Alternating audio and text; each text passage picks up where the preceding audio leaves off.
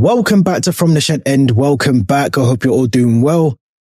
We're not long away till our next game in the Premier League against Liverpool at Anfield. It's going to be a tough one. We are going to be talking about that tomorrow in the podcast. So make sure you stick around for that one tomorrow and come back. If you're new here, please subscribe to the channel, like the video, let me know your thoughts in the comments as well.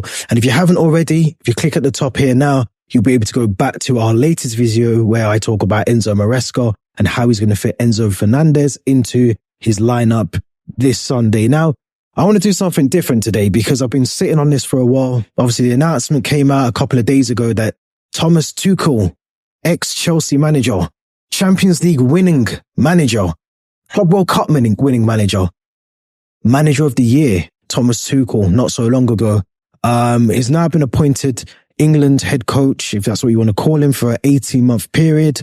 He will start the role on the 1st of January 2025, which means that Lee Carsley will be in charge for the next round of Nations League games. Now, I'll be honest, I was actually excited when I heard this news. I thought, this is brilliant. This is exactly the sort of manager, head coach that a national team would want because he's a proven winner in Liga 1. He's won things in the Bundesliga.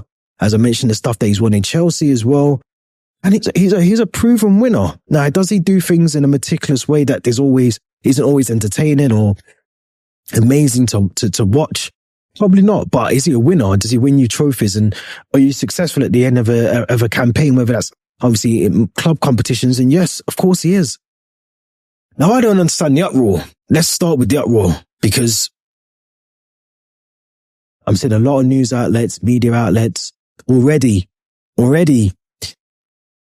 saying he's the wrong man for the job. We should not have a non-Englishman managing. Bearing in mind, a non-Englishman, I would also include Lee Carsley in there, who's also been there. Fabio Capello, Sven-Göran Eriksson. The women's coach at the moment is non-English woman.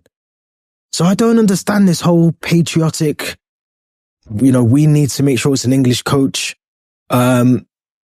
in charge of England, because let's be honest, there isn't an English manager or an English coach right now that could step up to the mantle and take on the job as England coach. We got to see how difficult it was for Gareth Southgate over the years, who got us, to finals and semi-finals, was criticised heavily a lot of the time during his time as England manager. And we're taking a new direction. Now, of course, you would want any nation, Brazil, Spain, Portugal, whoever, you would love it to be someone of that nation. You'd love it to be an Englishman.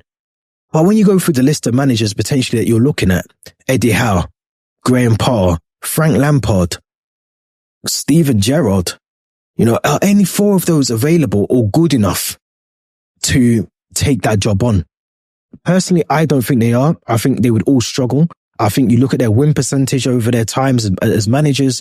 I think Gerrard has probably got the best one, but let's be honest, he's in the Saudi League. He's probably cooking those figures as we speak with the Saudi Pro League. But, Graham Potter does not have a really good win percentage. Eddie Howe does not have a really good win percentage.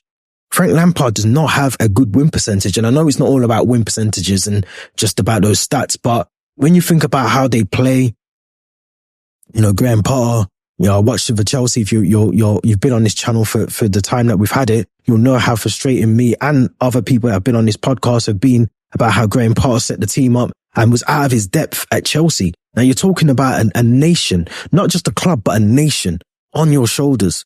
Having a club on your shoulders is one thing. Having the nation on your shoulders, a major international tournament, I'm not sure Graham Potter could cope with that, if I'm being honest.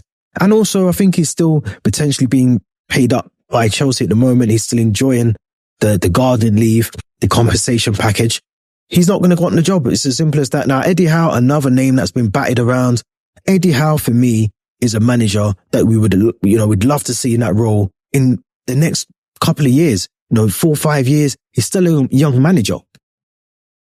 He's such a young manager. I don't know why we would force him into the role so early, ruin his managerial reputation so far. He's done well at Bournemouth. We got Newcastle into the Champions League. They struggled in the Champions League at times, the season that they got into it. Why would you put more pressure on a manager that is already potentially under some scrutiny already for how Newcastle has started their season? So I personally think for me personally, I would not want him in the role. Now, Frank Lampard, Steven Gerrard, do I really need to dissect why we shouldn't have those two in charge? You look at Steven Gerrard, he had Aston Villa 17th when he was sacked. Unai Emery has them in the Champions League. The levels are different. The quality of managerial levels are so different. You have to be one of the best managers to go into that Villa team, turn things around and get them into the Champions League all in the space of 18 months. That's what Unai Emery's done. Difference. Frank Lampard struggled at Everton, struggled at Chelsea in both spells. Let's be honest. The first one, he had a transfer ban. He done well to get us in the Champions League, but realistically, other teams around us at that time were not playing well. So we wouldn't probably got in the Champions League if we're being honest as well. It was just by chance we got through, I think, on the last game of the season, or one of the last games of the season, I think it was against Wolves, and we was able to qualify and get through. Now, the same thing could be said about him. You know, he's not good enough either. Another thing I want to talk about is the coaching, because we talk about, you know, why isn't it been given to an English manager? And let's be honest, we don't produce enough good quality English managers. We don't. You know, I watched Gary Neville and Jamie Carragher yesterday talk about this, and they're both opened with, you know, we're under the cosh when it comes to English managers. We just don't produce good managers. It's as simple as that. Now, do we want to win stuff, or do we want to have someone panicking in the role in the World Cup in a couple of months in America, and potentially the next Euros as well, panicking because they're under pressure? You know, I personally, I don't understand why you'd want to have someone in that role that clearly isn't capable, whether that's Eddie Howe now or in a couple of years and he's capable. Why would you want to shoehorn someone into that role and add more pressure to them?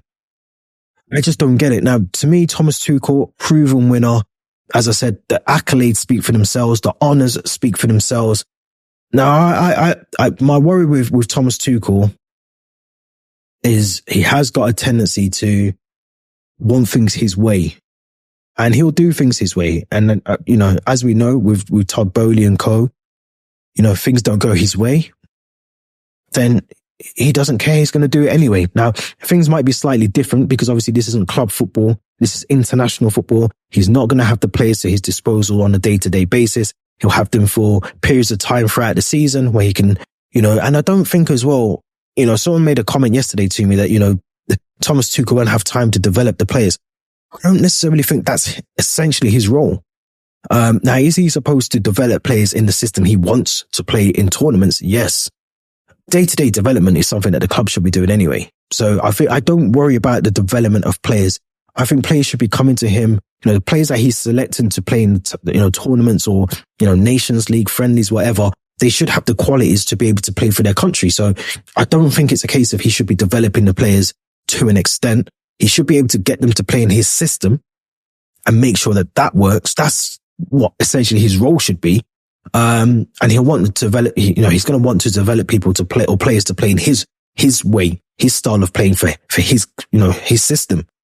That's his role. I don't think he should be looking at him to bring through, you know, an Adam Wharton and making them better for club, you know, making them better for Palace, or, you know, making sure that Cole Palmer retains the qualities that he's been showing at Chelsea. I think he should be able to pick Cole Palmer because of the qualities he's shown at Chelsea and put him into that England squad.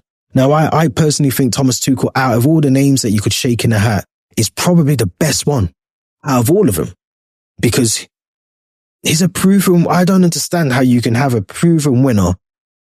Yes, he's German. Why does that matter? You got a proven winner. You know, someone that goes to clubs and wins stuff. Won the Bundesliga, won the French title, won the Champions League, has won the Club World Cup, has gotten to finals for FA Cup and League Cup. You know, the question shouldn't be whether he sings the national anthem. The question should be is, you know, is he looking forward to starting a new career path in his journey? You know, I'm seeing a lot of reports, you know, digging up dirt on him. And, you know, would you want that for Frank Lampard? Would you honestly want Frank Lampard's past and his history and, you know, his bitter divorce that he went through, dragged through the media and the papers, which is nonsense. You know, I don't think we produce the managers here. That's ultimately what it comes down to. There aren't any managers, quality managers that are English. I would take the job on and can take it on with confidence. And that's the issue. The issue for me isn't whether he comes from Germany or Finland or, Spain or wherever, because if the person's good enough to do the job, let's just kick on and support them. If you don't want to support them, don't support them. We've had it in other sports with cricket and rugby where other nationalities have managed the national team of England. So I don't understand why in football it's a big thing. Why all these pundits, let's be honest. I mean, Jamie Carragher's still 25-2 on a Thursday, 2 days after the announcement. He's probably still on Twitter on the warpath. But if Jurgen Klopp had taken that job on, Liverpool fans and Jamie Carragher honestly saying that they wouldn't be happy that Jurgen Klopp is now the England manager.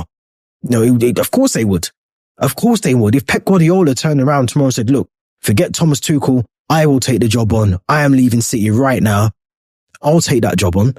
Would fans not be happy with that after seeing what Pep Guardiola has done at Manchester City? Of course they would. So I don't know where this sort of weird stupidity comes from. Is it because he's German? Is it because he's linked to Chelsea in the past? But it's all nonsense. And I think we need to get over that. I think we need to be grown adults about it.